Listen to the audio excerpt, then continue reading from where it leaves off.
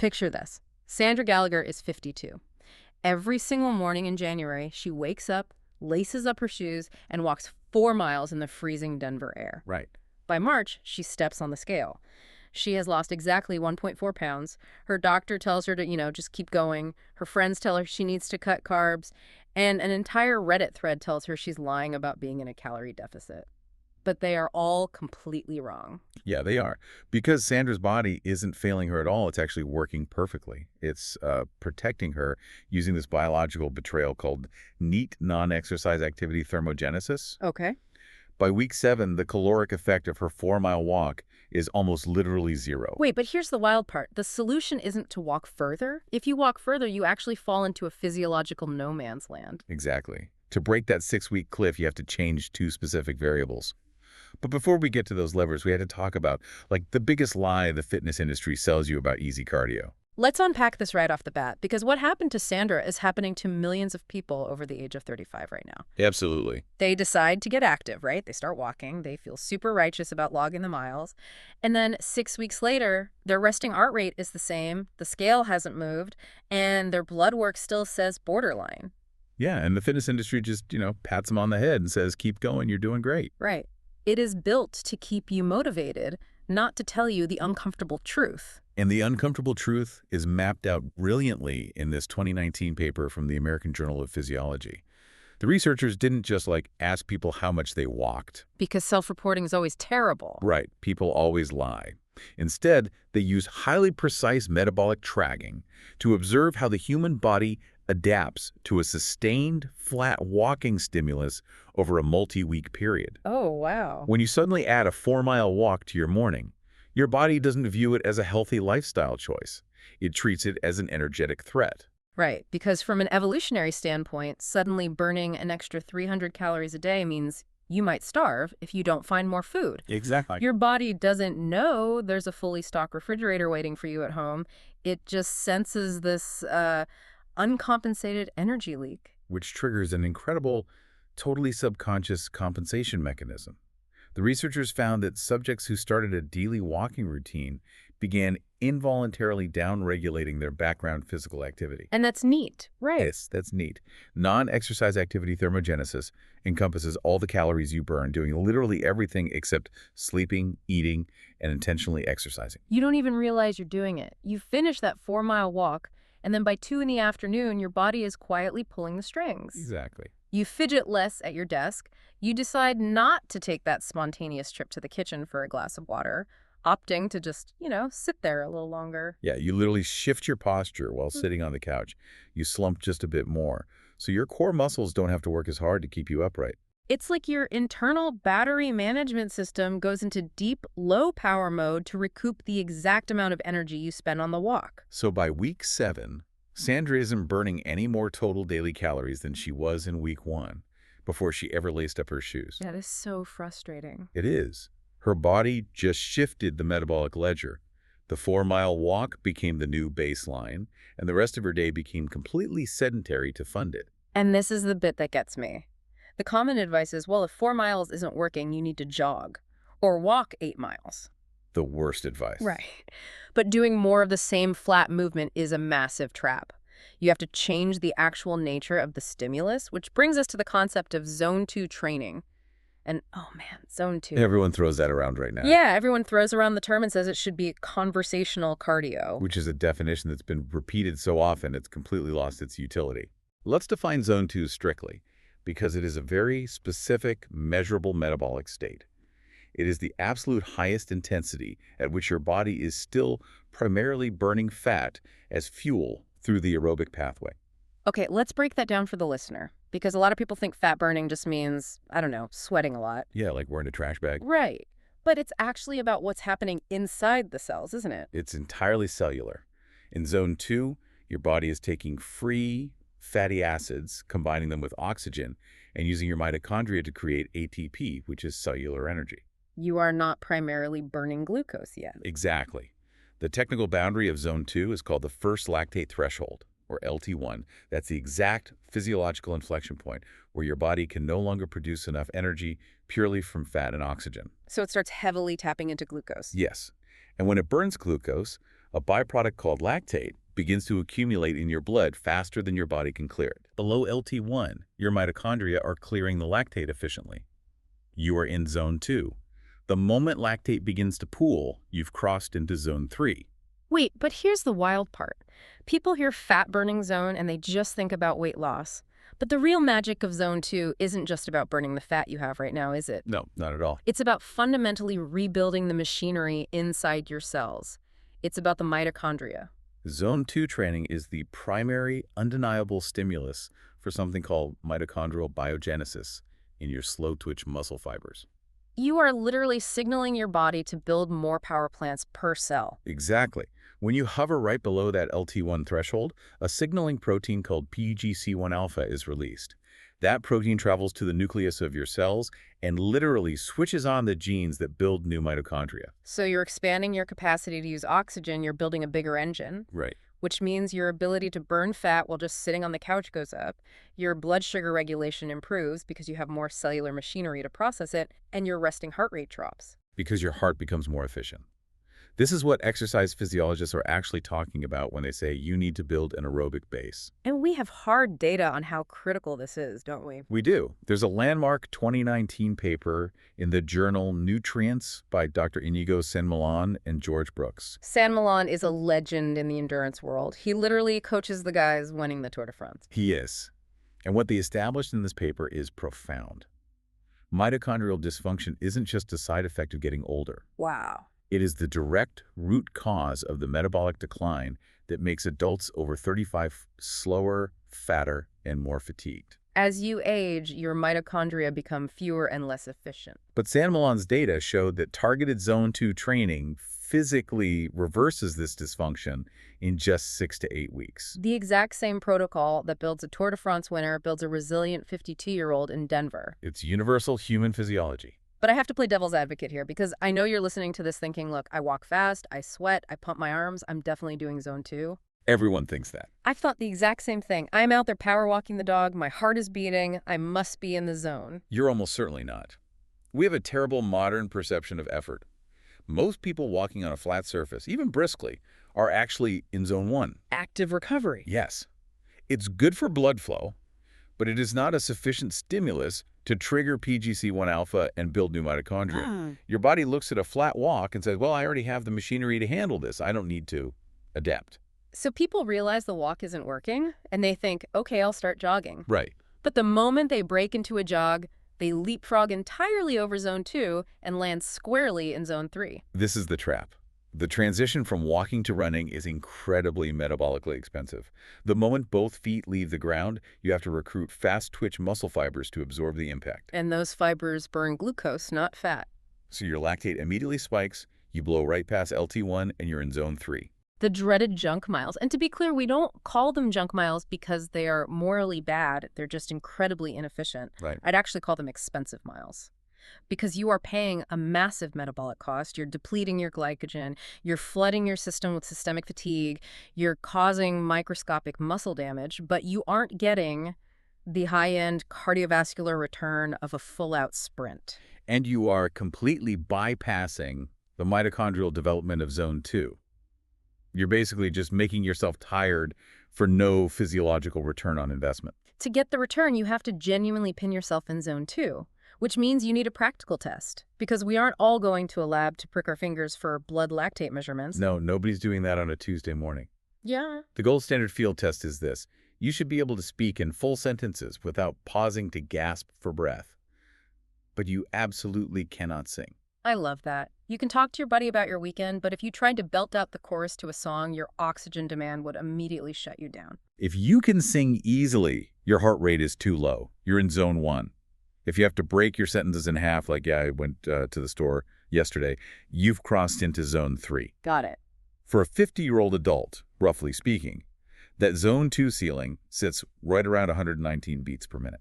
So flat walking leaves you in zone 1, jogging traps you in zone 3. How do you actually pin your heart rate at exactly 119 beats per minute without buying a $3,000 incline treadmill to micromanage your effort? That's the million-dollar question. Hold on, that's not even the crazy part. The military solved this 200 years ago, and the mainstream fitness industry has completely ignored it. The military solved it through the load variable. Let's talk about rucking. And right off the bat, I know what image just popped into your head. You hear the word rucking, and you immediately picture a British SAS recruit crossing the Brecon Beacons with a 55-pound tactical pack, crawling through freezing mud with a rifle. We have to demilitarize the concept entirely if we want to understand its physiological utility. Right. For our purposes, for the adult over 35 who just wants to build an elite aerobic base and stop the metabolic decline, rucking is nothing more than a 20-minute walk with a 15-pound backpack. That is it. But how does tossing 15 pounds into a backpack suddenly solve the Zone 2 problem that we've been struggling with? It comes down to basic physics and biological energy demands. There's a brilliant study published in 2018 in the Journal of Strength and Conditioning Research. Oh, I love this one. They didn't rely on self-reported data or fitness tracker estimates. They put subjects on treadmills, strapped them to indirect calorimeters, those clinical masks that measure the precise ratio of oxygen consumed to carbon dioxide expelled, and measured exactly what happens when you add incremental load to the human frame. And what did the masks show? They found that a standard flat walk burns about 80 to 100 calories per mile for an average adult. But the moment you add an external ruck containing just 15 to 20% of the subject's body weight, the caloric burn per mile increases by 30 to 45%. Wait, let's just do the math on that because it's staggering. Let's say you are a 175-pound person. A regular 3-mile walk around your neighborhood burns roughly 270 calories. Okay. Now, you take that exact same walk at the exact same speed, but you're wearing a pack with about 25 pounds in it. Suddenly, you are burning 390 calories. Yeah. That's 120 extra calories every single session. If you do that 3 times a week for a year, you have burned an extra 18,720 calories. You didn't run a single step. You didn't spend an extra minute exercising. You just changed the load variable. The calorie math is impressive for weight management, but the heart rate math is the true physiological breakthrough. The Zone 2 unlock. By adding that external load, the researchers found that the heart rate elevates by an average of 10 to 15 beats per minute at the exact same walking pace. And there it is. That's the missing link. Exactly. This is how the 50-year-old hits that 119 beat per minute sweet spot. The load increases the muscular demand on your lower body just enough that your heart has to pump faster to deliver oxygen. But because you are still using the biomechanics of walking rather than the plyometric bounding of running, your fast-twitch fibers stay dormant, your lactate stays low, you slide perfectly into Zone 2 and stay pinned there. You solve the insufficient heart rate problem of walking, and you entirely avoid the metabolic damage of the junk miles? Yep. But I know what the pushback is going to be. If I tell my friends to put 25 pounds of metal in a backpack and go for a hike, I know exactly what they're going to say. Are you out of your mind? That'll destroy my bad back. It is the most common fear, and it is completely backwards. Why? If you suffer from a bad back, which for most modern adults means chronic tightness in the upper back, neck, and shoulders, you have to understand a fundamental rule of physical therapy.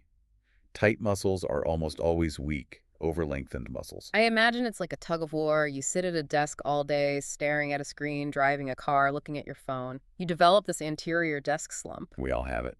Your chest muscles get incredibly tight and short, and they pull your shoulders forward.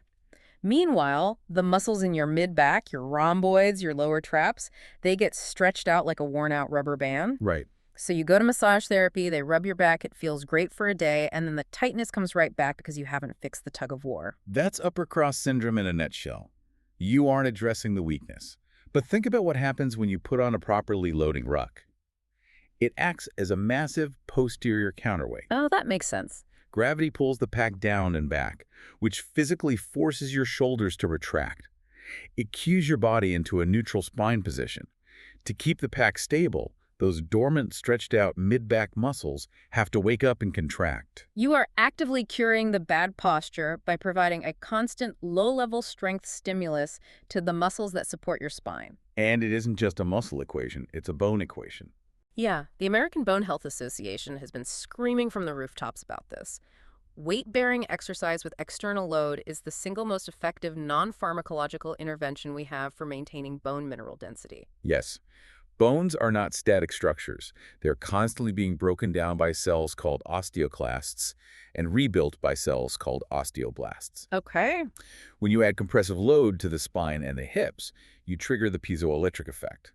The physical bending and microstress on the bone matrix generates a tiny electrical charge, which signals the osteoblasts to lay down more calcium and build thicker, denser bone. I always think of bone density not like a steel beam that just rusts over time, but more like a busy highway under constant construction. I like that. When you're in your 20s, the paving crew works way faster than the demolition crew. But right around age 35, the demolition crew starts winning. Your bones literally start thinning from the inside out. Rucking acts like a massive siren telling the paving crew to get back to work. That is a perfect analogy. And alongside the bones, you are activating the entire posterior chain, your glutes, your hamstrings, and your lower back. Which is huge. This is non-negotiable for preserving lean mass as we age. When testosterone and estrogen levels begin their natural decline after 35, your body looks for excuses to shed metabolically expensive muscle tissue. If you just do pure, unloaded, cardio-like riding, a stationary bike, or flat walking while in a calorie deficit, your body will cannibalize your muscle mass alongside your fat. Which leaves you lighter on the scale, but weaker, softer, and with a slower resting metabolism. That's a nightmare. Precisely. Rucking threads the needle. It provides the deep aerobic conditioning of zone 2 while simultaneously applying enough mechanical tension to the posterior chain to signal the body, hey, do not break down this muscle tissue. We are actively using it to carry heavy things. So the logic is flawless. You grab your kid's old JanSport backpack, throw a 30-pound dumbbell in there, and sprint up the nearest hill, right? Absolutely not. That is the fastest way to end up in an orthopedic surgeon's waiting room by Tuesday. This brings us to the application. And we have to address the 3 critical beginner mistakes that ruin this for people.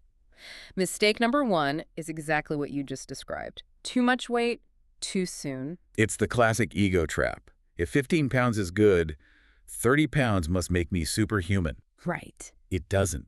Because the compressive load on your lumbar spine and your hip flexors does not scale linearly. It scales exponentially in terms of sheer force. If you throw 30 pounds onto a completely untrained kinetic chain, your body will panic. It knows your core isn't strong enough. Exactly. It knows it can't stabilize that load smoothly, so it will recruit entirely different incorrect muscle groups just to keep you from falling backwards. So your hip flexors will lock up. Which pulls your pelvis out of alignment, which places massive shear stress on your L4 and L5 vertebrae. You bypass the muscles you're trying to target and send all the force directly into your joint capsules. So what is the mathematical rule to avoid this? The rule is non-negotiable. You start at exactly 10% of your body weight. If you weigh 170 pounds, you start with 17 pounds. It will feel embarrassingly light when you put it on in your kitchen. Your ego will tell you to add a textbook or another dumbbell. Ignore your ego. You start at 10% and you only add 5 pounds every 10 to 14 days. You give your connective tissue time to adapt. Okay, mistake number 2. The wrong pack. Let me share a personal failure here. Oh no. When I first tried this, I used a flimsy, unstructured day pack from Target. I dropped a 20-pound metal plate in it. Because the bag had no structural integrity, the plate immediately sagged down to the bottom of the bag, resting right against my lower spine. Ouch. The thin nylon straps dug so violently into my anterior deltoids that I couldn't turn my neck without pain for 3 days. That is exactly what happens when the load isn't distributed. You need the weight to ride high, stabilize squarely up against your upper and mid back, not sagging down at your hips. The physics of a backpack are all about friction coefficients and strap distribution. You need a pack with a rigid internal frame, usually a hard plastic sheet, that prevents the weight from curling the bag. And you absolutely must have a sternum strap that clicks across your chest. That strap pulls the shoulder straps inward, transferring the shear stress off your brachial plexus, the nerve bundle in your shoulder, and onto your stronger pectoral muscles. And mistake number 3. Attacking hills in week 1. Everyone wants to maximize the caloric burn immediately. But in weeks 1 and 2, you are not training for fitness. What are you training for? You are training for mechanical adaptation. Yeah. The ligaments in your feet, your ankle mobility, the synovial fluid in your hips, they're all learning a completely new motor pattern. When you add load, your foot strike changes. So start on flat pavement for only 20 minutes. Give your joints a chance to figure out the new physics before you introduce the dynamic angle of a hill. Now, I have a very strong opinion on this next part regarding gear, because if you get excited about this and look up Rucking online tonight, you're going to fall straight down a rabbit hole of tactical lifestyle marketing. Oh, absolutely. You will find communities that make you feel like you need a $500 specialized military setup, Kevlar plates, and tactical boots just to walk around your suburban neighborhood. You don't. The economics of the gear required for this protocol are actually one of its greatest strengths. Now, If you want to buy a high-end GORU Seek pack, they are phenomenal pieces of engineering. They use 1,000 denier cordura and will outlive you. But you do not need one to start, and you shouldn't buy one until you've proven to yourself you'll stick with the habit. You can go on Amazon right now and get a Mountaintop or Teton internal frame day pack for $40 to $65. They have thick, padded straps and a sternum clip. They work perfectly. For the weight, you can buy a $25 rubber-coated weight plate from any sporting goods store. Or, even cheaper, go to a hardware store, buy a $5 bag of play sand, wrap it heavily in duct tape so it doesn't leak, and shove it in the laptop compartment of the bag. Use your existing walking shoes or running shoes. The only piece of gear I will insist you actually spend money on is a proper pair of Merino wool socks. I cannot overstate this. Do not ruck in cotton socks. Huge mistake. Cotton traps moisture. When you add the repetitive friction of a weighted stride, that trapped moisture softens the epidermis of your foot. By week 3, the sheer stress will tear the top layer of skin right off your heel, and you'll have blisters that sideline you for a month. Merino wool, on the other hand, actively wicks moisture away from the skin and has a much lower friction coefficient underload. Spend the $12 on a pair of darn tough or Belega socks.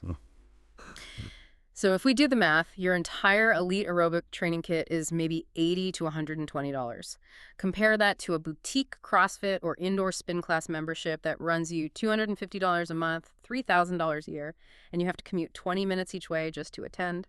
The accessibility of this is unmatched. It removes almost every barrier to entry. Okay, so let's say you've got the $80 kit, you've nailed the 10% load rule, you're hitting that 119 BPM zone 2 perfectly 3 days a week, but here's the bit that gets me. You actually aren't getting fitter while you're out there walking. Right. The physiological adaptation doesn't happen during the exercise. And if you skip this next crucial step, all those loaded miles you just walked are entirely wasted. This represents one of the most common fundamental misunderstandings of human physiology. Exercise itself is purely a stressor. Wait, purely a stressor? Yes, it is a catabolic event.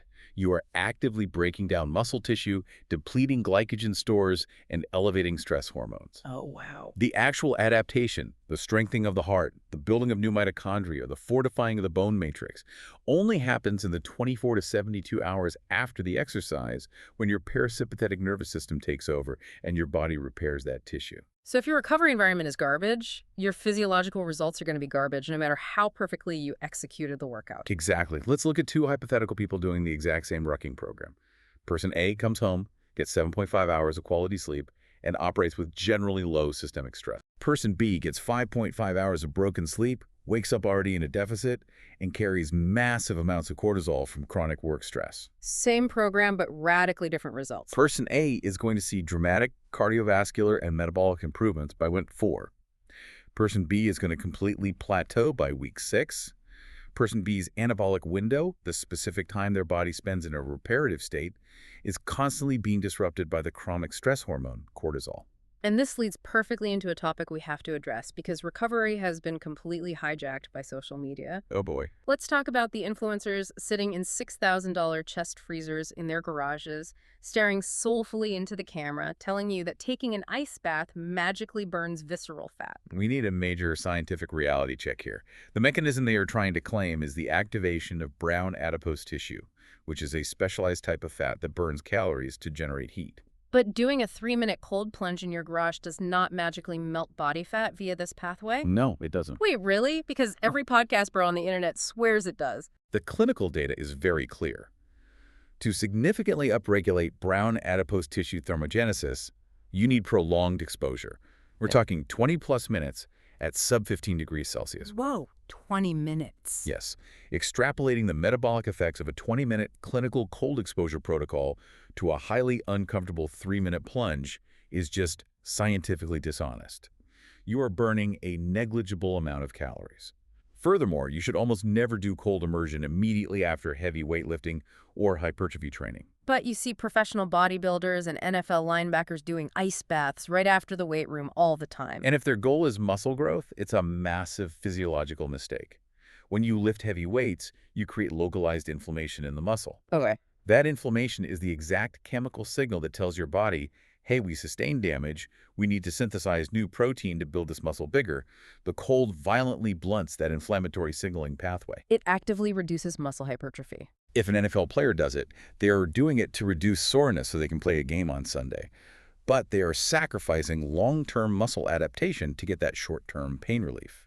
Hold on, so if cold exposure doesn't burn significant fat and it actively ruins muscle growth, why on earth are we talking about it as a recovery tool for this protocol? Because post-ruck, your primary goal isn't massive muscle hypertrophy. Your goal is aerobic adaptation, neurological regulation, and systemic recovery. Right. And for those specific goals, cold exposure is absolute magic. Think about what we established earlier. The ultimate enemy of aerobic adaptation is chronic stress and elevated cortisol. Right. Person B who couldn't adapt because they were too stressed. Look at a fascinating 2022 study from the University of the Sunshine Coast. They tracked athletes using cold water immersion and found that the cold stimulus actively drops salivary cortisol levels by 23%. Wow. You're inducing a brief, acute physical stress with the cold, and in response, your body aggressively downregulates the chronic systemic stress hormone that has been blocking your recovery. Yes, it's a hormetic stress response. And the neurological benefits get even better. A 2021 study out of the Prague Psychiatric Center measured neurotransmitter levels during and after cold exposure. What did they find? They found that the shock of the cold causes a 200 to 300% spike in dopamine and norepinephrine in the brain. A 300% spike. That's staggering. And here is the crucial difference between that and, say, drinking a massive energy drink.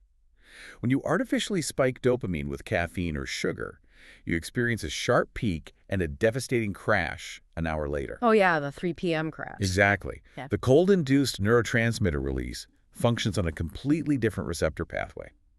Those elevated levels of dopamine and norepinephrine stay elevated in your system for hours. You get prolonged mental focus, massive mood elevation, and autonomic nervous system regulation that carries you through the entire afternoon. Plus, there's a physical mechanical benefit to the cold, right? The pump effect. Exactly. When you expose your body to cold water, you undergo extreme vasoconstriction. The blood vessels in your extremities clamp down hard to push warm blood to your vital organs. And then when you get out. When you get out and warm up, you experience massive vasodilation. The vessels open wide. That rapid constrict and dilate cycle acts like a physical pump, flushing metabolic waste products out of the leg muscles you just worked during the ruck and driving fresh, oxygenated blood back in. Okay, the science is undeniable. But again, I am not spending $6,000 on a refrigerated tub for my garage, and I'm not buying bags of ice at the gas station every morning. What is the highly accessible $0 version of this? You absolutely do not need the tub. You just need a contrast shower.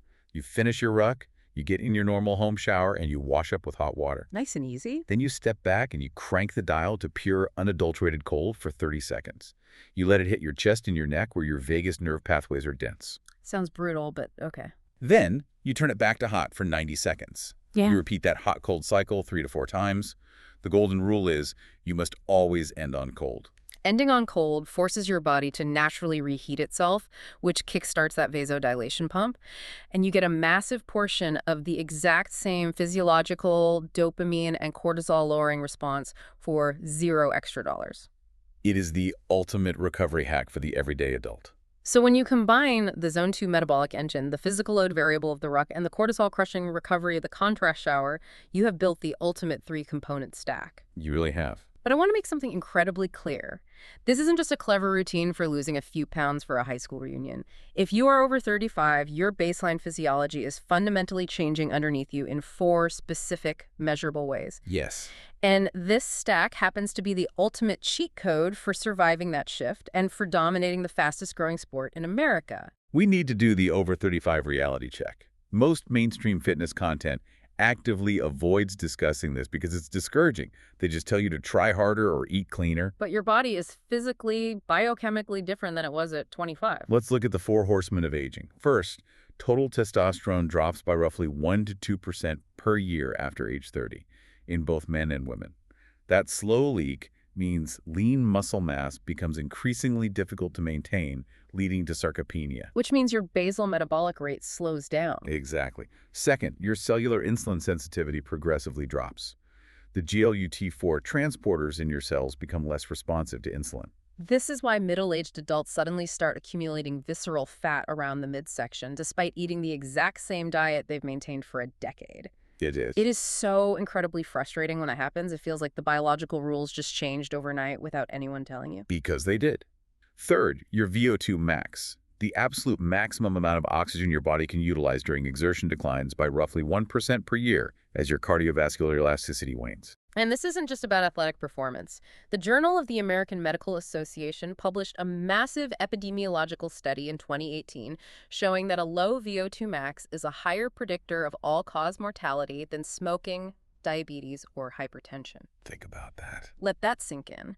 A low aerobic capacity is mathematically deadlier than smoking cigarettes. And fourth, as we explored deeply earlier, your bone mineral density begins its long, slow decline. And this is exactly why this three-component stack is so brilliantly elegant. It directly addresses all four of those physiological crises simultaneously. Yeah, believe this. The pure Zone 2 training physically builds the mitochondria to improve that insulin sensitivity and aggressively halts the VO2 max decline. The load from the ruck triggers the piezoelectric effect for bone density maintenance and forces the posterior chain to preserve lean muscle mass, directly combating the testosterone drop. Nope.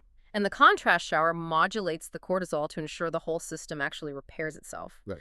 There is no single pill, no single supplement, no surgical procedure on earth that does all four of those things. It is a true foundational general physical preparedness protocol.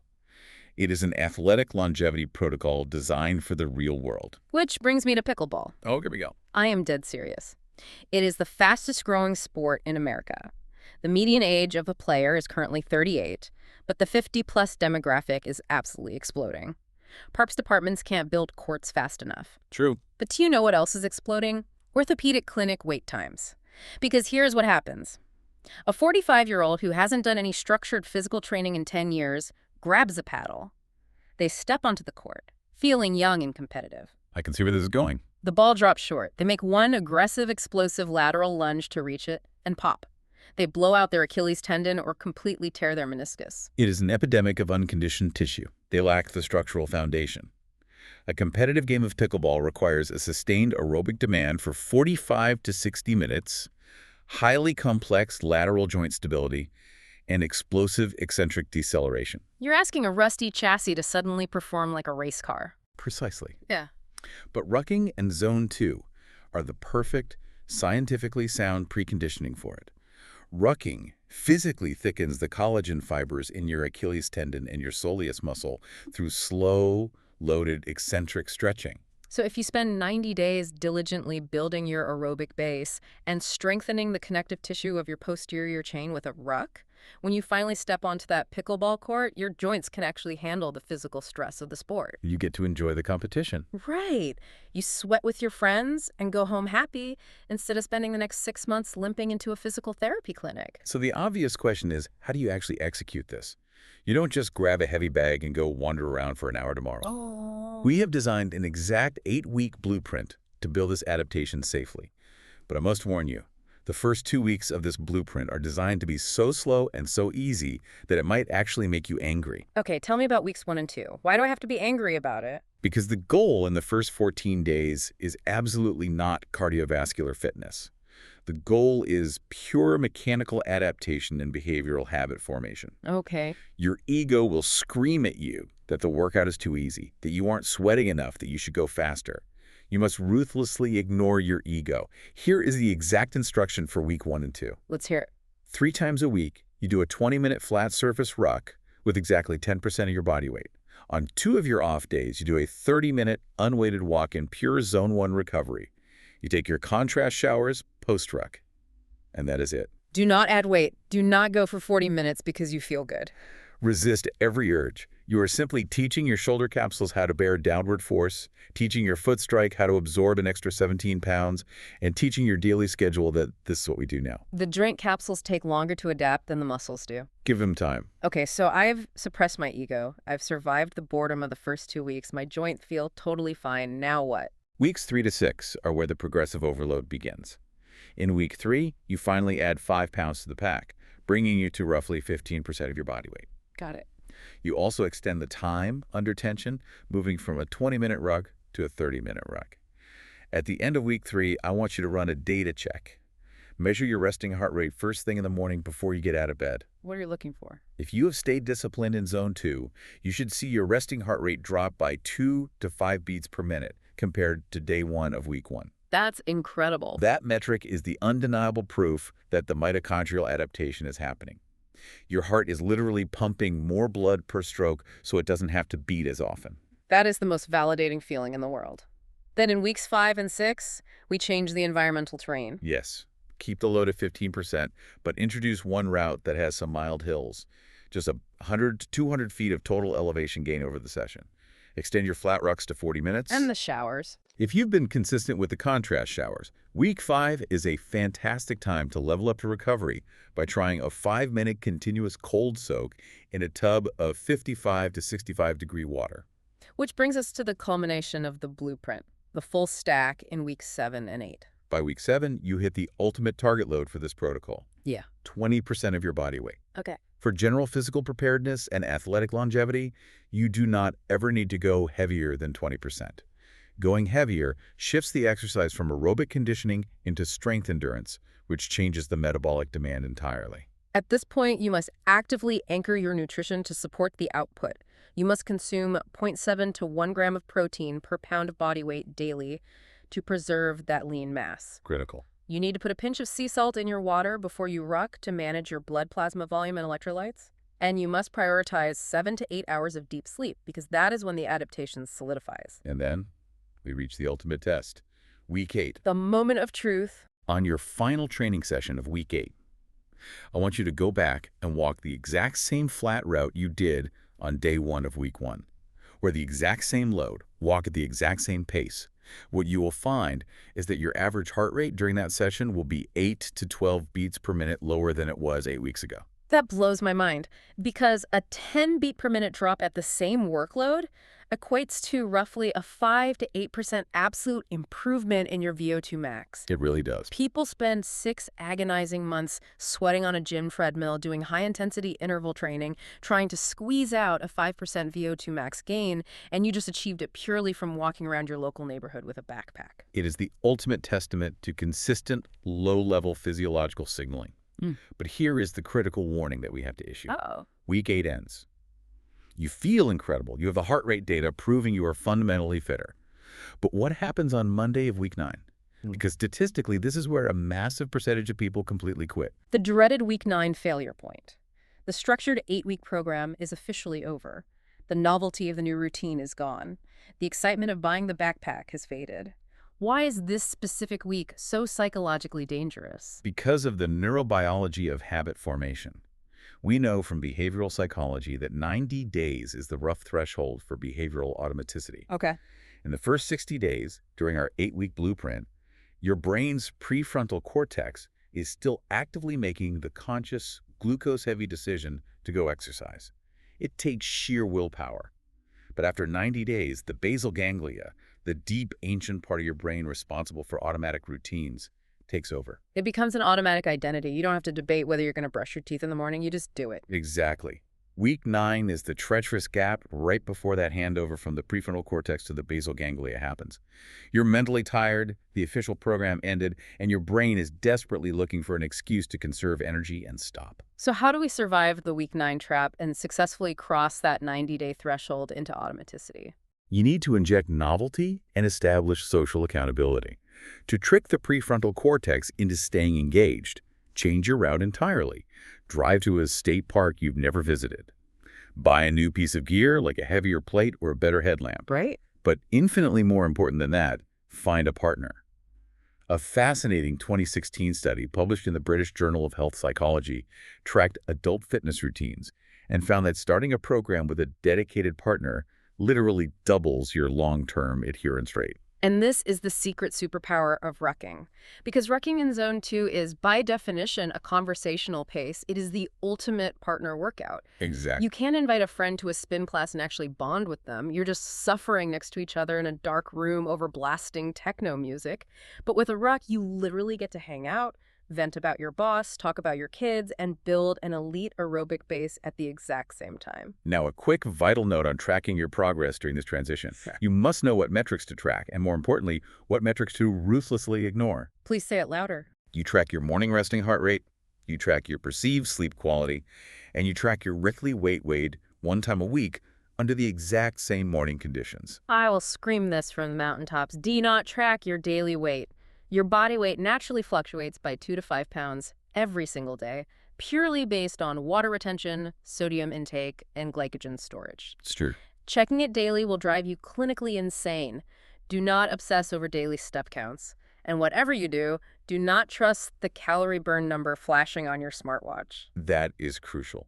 Clinical research shows that wrist-based wearable calorie trackers can be up to 40% inaccurate when calculating energy expenditure, especially under load. Just ignore it. Use the watch for heart rate, ignore the calorie estimation. Let's also quickly address winterproofing this habit, because inevitably people start this blueprint in September, they do great, and then January hits with 20-degree weather and they quit. Oh, winter is tough.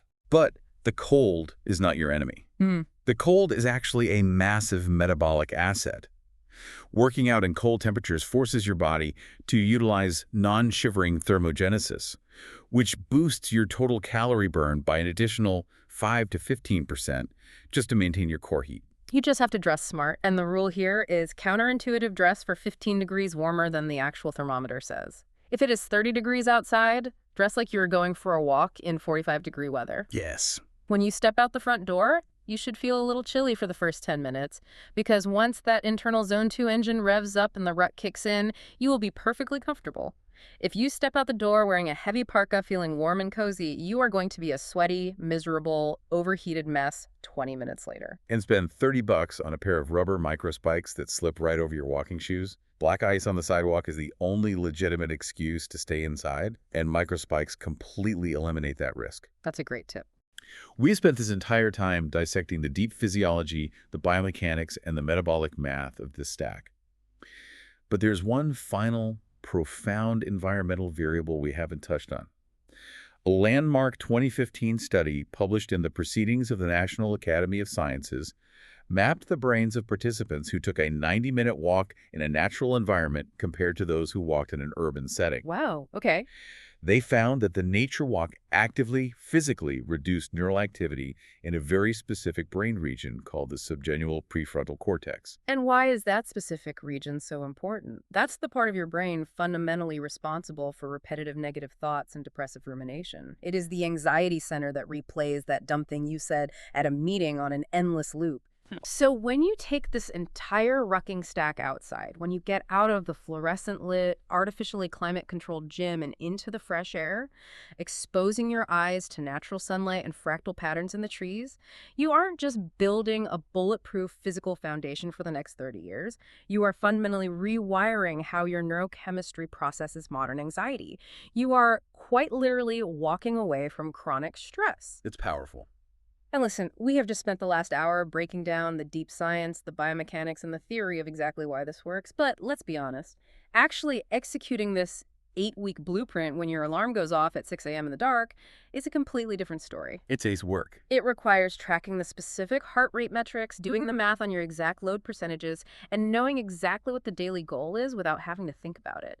That is why having the blueprint sitting right in front of you on the kitchen counter is so vital. Right. It's why grabbing the topic-matched KDP workbook we designed specifically for this deep dive is the absolute best next step. We built it to offload all the cognitive fatigue. It makes it so much easier. It contains the exact daily session logs, the weekly progression trackers so you don't add weight too fast, and the specific mobility routines we talked about today so you aren't guessing. Having that physical workbook is the single most effective tool to ensure you survive that dreaded week 9 failure point, cross the 90-day automaticity threshold, and make this a permanent part of your biological identity. Absolutely. Check the link in the description, grab the workbook, and set up your gear tonight because tomorrow is week 1. Day 1.